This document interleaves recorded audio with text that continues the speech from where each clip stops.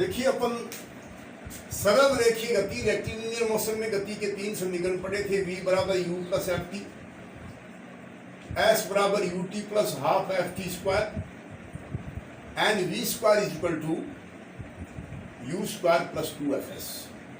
ये एक सरल रेखीय गति थी। इसका मैं एक आज बहुत ही इंपॉर्टेंट एग्जांपल करा रहा हूं कि मोशन ऑफ ए ट्रेन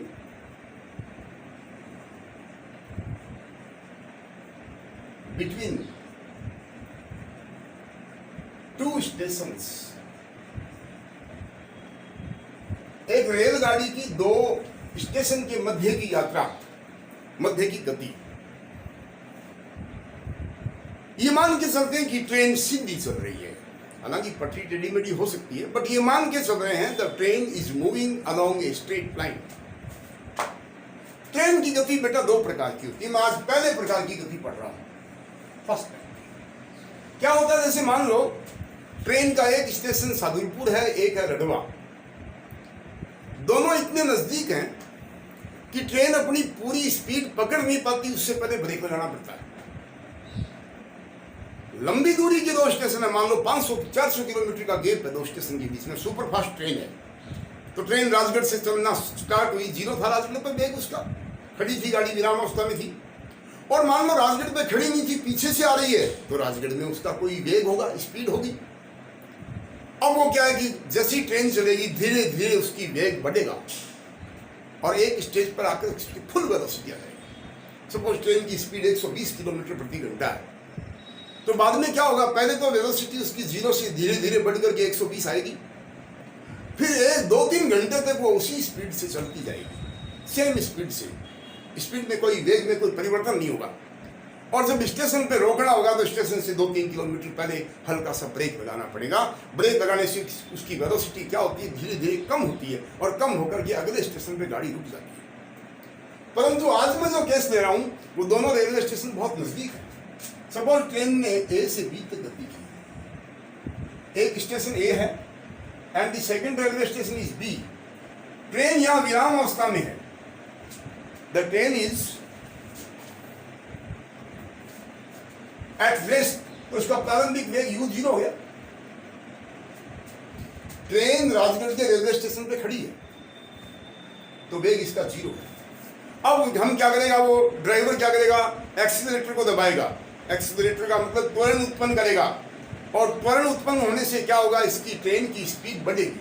तो धीरे धीरे स्पीड बढ़ रही है, पर चूंकि स्टेशन बहुत नजदीक है तो फुल स्पीड इसकी हुई नहीं, उससे पहले ही उसको यहां बिंदु सी पर ब्रेक मारना लग पड़ गया। ए से सी तक की गति में त्वरण है एफ। त्वरण का मतलब जो वेलोसिटी को बढ़ाता है। t1 समय बाद ट्रेन कहां पहुंच गई, बिंदु सी पर। यहां इसकी वेलोसिटी v मान ले, कितनी मान ले, v। और यहां इसने क्या किया, ब्रेक अप्लाई कर दिया। यहां इसने क्या किया, ब्रेक लगा दिया ट्रेन के। ब्रेक लगाने से ट्रेन की स्पीड कम होती है, यहाँ स्पीड बढ़ी है। बढ़ती किसके कारण से है, त्वरण, एक्सीलरेशन के कारण से। और ब्रेक लगाने से वेलोसिटी कम होती है, इसको रिटार्डेशन कहते हैं, मंदन। माना यहाँ रिटार्डेशन r है और यहाँ वेलोसिटी कितनी होगी, 0, और इसमें टाइम लगा t2। आपके सबके समझ आ गया ना। ट्रेन रेलवे स्टेशन ए से रवाना होती है तो प्रारंभिक वेग 0 है। अब ट्रेन का वेग बढ़ता है, किसके कारण से बढ़ेगा, त्वरण के कारण से। वो त्वरण कितना, इसका f। वेलोसिटी बढ़ गई, अभी फुल स्पीड गाड़ी ने पकड़ी नहीं है, उससे पहले रड़वा स्टेशन आ गया, डोकवा स्टेशन आ गया, जो भी नजदीक का स्टेशन है, और हमको सी पर बिंदु पर क्या लगाना पड़ा, ब्रेक लगाना पड़ा। ब्रेक लगाते ही स्पीड कम होती है, कम होती है तो त्वरण का उल्टा होता है मंदन, रिटार्डेशन। वो मंदन कितना है, r है, जिसके कारण से बी स्टेशन पे इसकी वेलोसिटी कितनी होगी, 0। तो टोटल टाइम कितना लगा ट्रेन को, t1 प्लस t2। मुझे इस टाइम की कैलकुलेशन करनी है। आप भाषा में क्या लिखोगे कि a train starts from a station capital A with uniform acceleration f after time t1 the brakes are applied. t1 समय बाद ट्रेन में ब्रेक लगाए जाते हैं, विच जनरेट्स रिटार्डेशन, जिससे ट्रेन में मंदन उत्पन्न होता है r, और ट्रेन स्टेशन बी पे रुक जाती है, ये समय T2 और ये समय T1। और अब अपने को मान लीजिए ये दूरी A से C तक की जो है वो है x और ये दूरी है, तो मुझे टोटल दूरी निकालनी है इसकी, मुझे टोटल समय निकालना है इसका। तो इस गति को अपन दो भागों में करेंगे। पहला पार्ट जो है गति का वो क्या है, from A to C, from A to C using ये फर्स्ट फार्मूला है, ये सेकंड है और ये थर्ड है। यूजिंग फर्स्ट फार्मूला, क्या फर्स्ट फार्मूला, V बराबर V की जगह अपने पास V है, U प्रारंभिक वेग, यहां ट्रेन रुकी हुई थी, 0 है, त्वरण F है और समय T1 लगा। क्या आ गया फार्मूला, V बराबर FT1, समीकरण number 1। From C to B using first formula, C से B तक की गति देखो, इसका प्रारंभिक वेग V है, अंतिम वेग 0 है, तो फर्स्ट का मतलब V, तो V की जगह 0 आ गया, U की जगह कौन आ गया, V, F की जगह R मंदन है, लेकिन मंदन स्पीड को कम करता है इसलिए नेगेटिव होता है, माइनस का R T2। अरे समझा आपके, मंदन क्या करता है, स्पीड को कम करता है, एक्सीलरेशन का उल्टा है, इसलिए माइनस का निशान लेते हैं। तो अपने पास फार्मूला क्या आ गया, यहां से एक मिनट, यहां से T1 निकाल लो, T1 का मान V बटा F और यहां से T2 का मान निकालो, T2 का मान V बटा R T2 बराबर V है, तो T2 का मान कितना हो गया, R बटा V बटा। सो टोटल टाइम कितना हो गया, टोटल टाइम ऑफ जर्नी, यात्रा का संपूर्ण समय कितना हो गया बेटा, T1 प्लस T2, और T1 प्लस T2 निकालेगा तो ये आ जाएगा V बटा R और V बटा F का टोटल V ले लिया कॉमन, अंदर आ गया 1 बटा R प्लस 1 बटा F, ये टोटल टाइम आ गया इसका। समीकरण यूजिंग सेकंड फार्मूला, दूरी और निकालें, यूजिंग सेकंड फार्मूला लगाइए भाई, क्या है, डिस्टेंस S बराबर, तो A टू C में डिस्टेंस कितनी है, x बराबर ut, प्रारंभिक वेग u 0 है, तो 0 इंटू T1 प्लस 1 बटा 2 F T1 स्क्वायर, त्वरण F है, समय T1, ये कितना आ गया, x इक्वल टू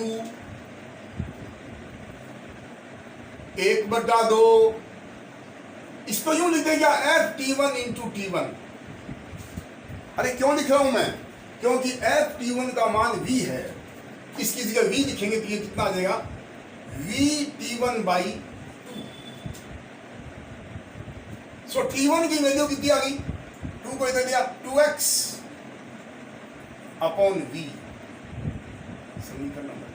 ये गति कहां से कहां तक की है, A से, समझना सबके द्वारा देखो, S बराबर, S कहते हैं दूरी को, दूरी कितनी है, x है, U इसका 0 है A से C के बीच में, 1 बटा 2 F T1 स्क्वायर, 1 बटा 2 इसके टुकड़े कर दिए मैंने, F T1 इंटू T1, कारण F T1 का मान समीकरण नंबर 1 में V, तो ये आ गया आपका T1। अपन C टू B, A से C तक की दूरी निकाली ना, C से B की दूरी कितनी है, S की जगह Y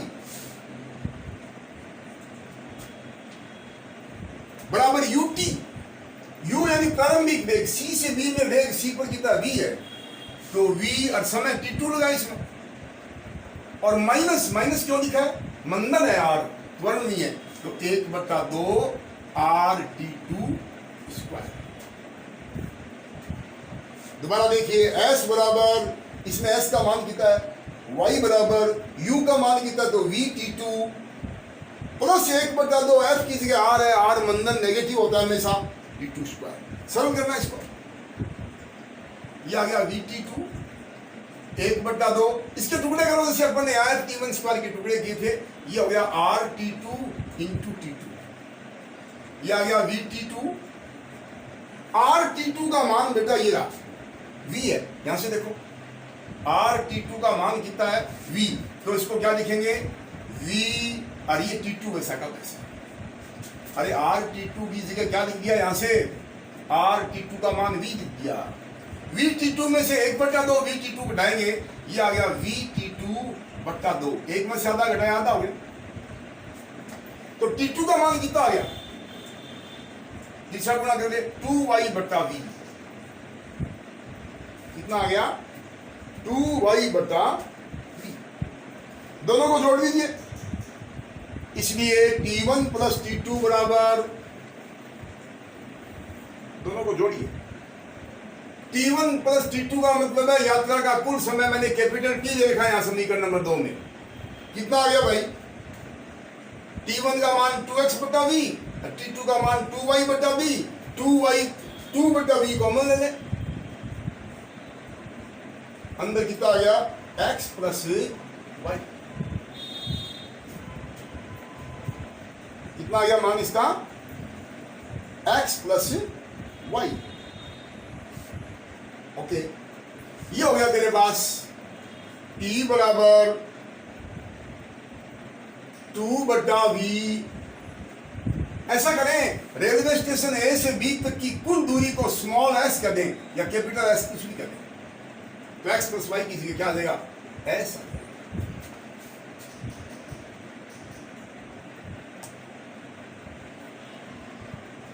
ये समीकरण नंबर 3। एक यात्रा का कुल समय यह आ गया और उसी समय का दूसरा मान ये आ गया, यानी कुल यात्रा का कुल समय के कितने फार्मूले आगे, 2 आगे।